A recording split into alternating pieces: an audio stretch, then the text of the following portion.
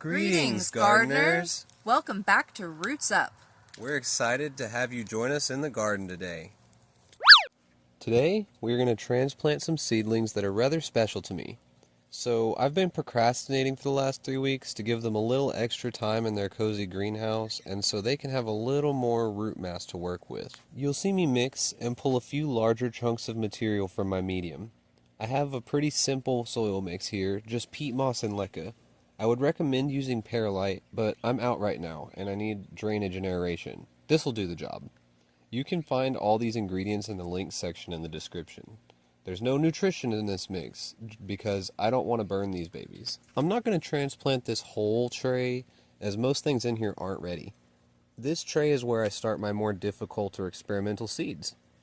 This year we have mullein and white sage, as well as some more interesting things I'll touch on later. I'm going to start with some white sage and pink clover that are planted together in here.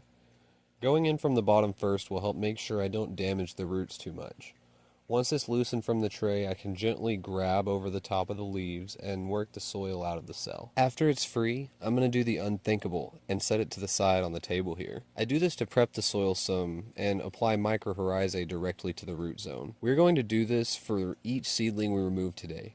Mycorrhizae is a family of fungus that symbiotically cohabitates the root zone and extends the range the roots can access certain nutrients from. In this case, it can help recover some of the transplant shock symptoms we might experience from a situation like this, where I have left them in a tiny space for just way too long.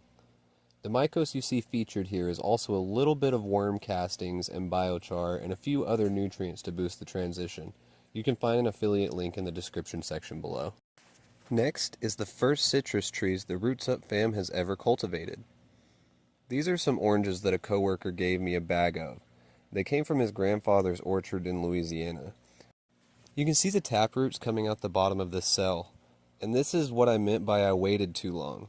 Usually I would transplant these before they completely overtook the cell to avoid root damage, but I didn't. Luckily, I am a lifelong gardener, so I know beyond a shadow of a doubt that I can recover this. If you're going to try this, start your trees in something bigger and save yourself the headache.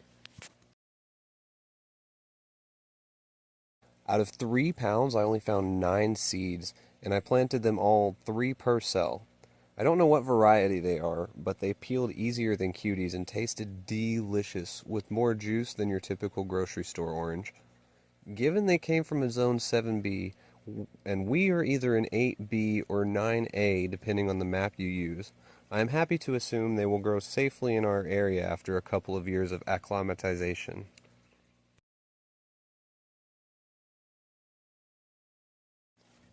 As you can see, I only had one cell where all 3 seeds came up and nothing else.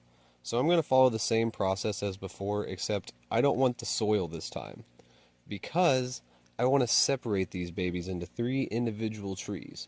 I'm going to take the 2 whose leaves are mature and place the 3rd back in an empty cell. I have to be really careful not to harm the taproot because it's the only root they got right now.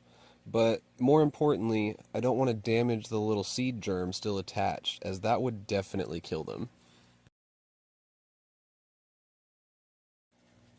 While I am only transplanting the oranges and the sage, I am also really excited to have a few mullein plants in here. I use the leaves and flowers to treat some seasonal allergies and respiratory issues, but I am on round 3 with these seedlings. I have a really hard time with tiny seed plants like mullein and moss rose, and I don't have high hopes for these remaining mullein seeds as the growth is slow and they are becoming discolored.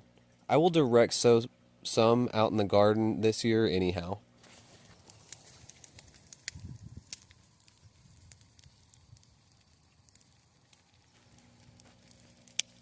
There are also some guava seeds I am super excited for. However, only 1 cell germinated just like the oranges, so I'm a little confused and thinking I may need to reset this tray after this round. If you have similar issues where you keep replanting and they keep dying, it's often a good idea to clean the tray before trying again. Another possibility is that after several rounds of plant babies being born in this tray, I have deformed the bottom and it needs adjusted so only certain cells get watered when I'm bottom watering. We may never find out because either way, resetting and cleaning the tray should fix the issue. There's another sage here, and this is the last one I'm going to replant. I want you to notice how I'm not exactly packing the soil in here, but more so just tapping down the top and then jostling the pot with a sharp tap to settle out all the air pockets. This is important because a lot of new gardeners will force the soil down into the pot, trying to cover all those root hairs, but being too aggressive in that process will cause damage no mycos can fix. It's much better to shake the pot and shimmy the soil down.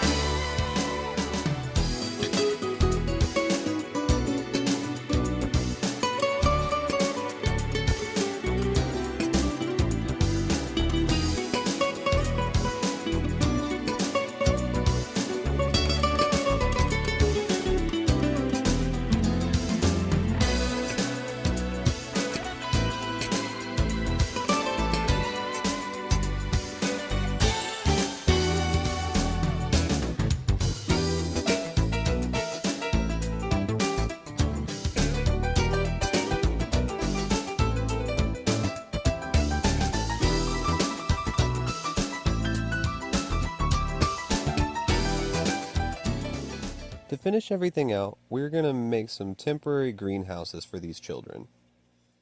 I have a few more of these trays. They're sturdy and great for everything, and again you can find them in the description.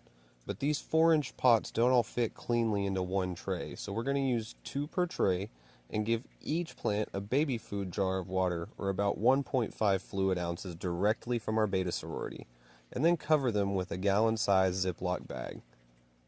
I just fit the bag around the top of the pots and shimmy it down into the tray, so hopefully any evaporation will be directed back into the root zone to be picked up by the soil.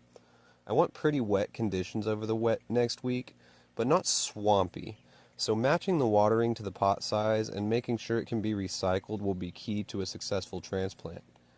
If you can't get the bags to stand up tall enough like I did, then you can use a dowel, garden wire, or some other type of stake to hold the bag above your seedlings to prevent mold or rot.